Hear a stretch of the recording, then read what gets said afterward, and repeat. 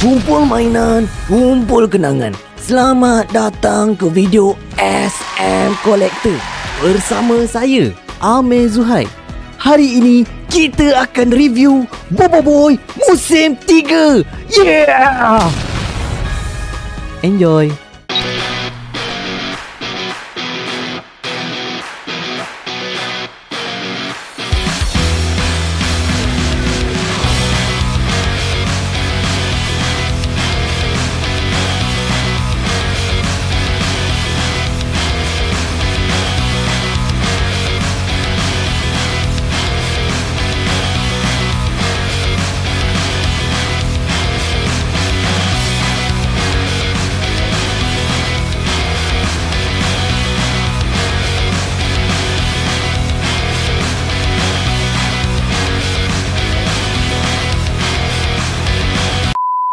Okey, saya sudah tengok Bobo Boy Musim 3 episod 10 dan episod kali ini membawa kita menyelam jauh ke dalam dunia nostalgia, permainan video game klasik dan hubungan kekeluargaan yang menyentuh hati. Episod ini merupakan satu gabungan unik antara lawak slapstick, emosi yang menyentuh dan misteri yang semakin berkembang.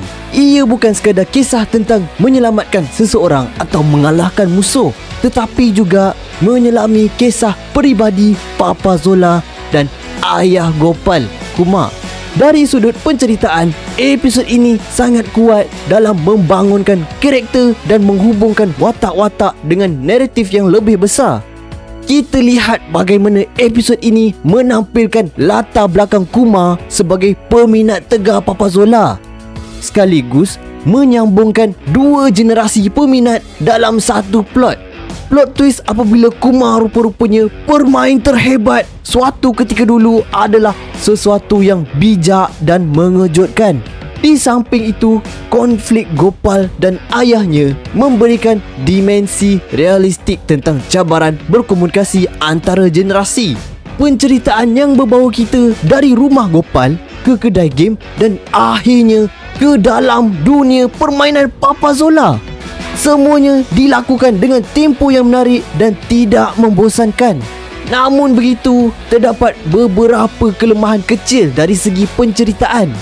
Sesetengah babak terasa agak panjang dan melirit, terutamanya semasa sesi penceritaan di kedai game Bank. Transition daripada emosi kepada lawak kadang-kadang dia berlaku terlalu cepat, menyebabkan emosi tak sempat nak mendalam. Dari aspek visual dan animasi, memang boleh kata kualiti dia konsisten dan mengkagumkan. Walaupun visual dalam dunia game Papa Zola itu berbeza daripada Bobo Boy Musim 1 episod 7, kita boleh faham kerana ini adalah visual game yang lama. Saya personally prefer grafik di Bobo Boy Musim 1 episod 7, tapi variasi dalam dunia game ini memanglah menghiburkan untuk ditonton. Desain dunia permainan, musuh-musuh yang pelik, kuasa serangan yang unik, semua digambarkan dengan penuh gaya dan warna yang memikat. Efek pentempuran seperti tendangan kacak berapi, keris peti dan rotan keinsafan sangat kreatif dan menyeronokkan untuk ditonton. Secara keseluruhannya, episod ini merupakan episod yang lengkap dengan aksi, emosi, misteri dan banyak lawak yang menghiburkan. Rating saya personally untuk episod kali ini adalah 7 out of 10.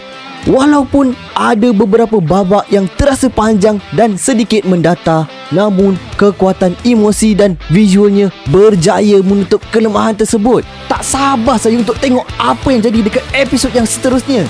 Itu saja daripada saya. Ingat ya, jangan jalan tidak tengok jalan.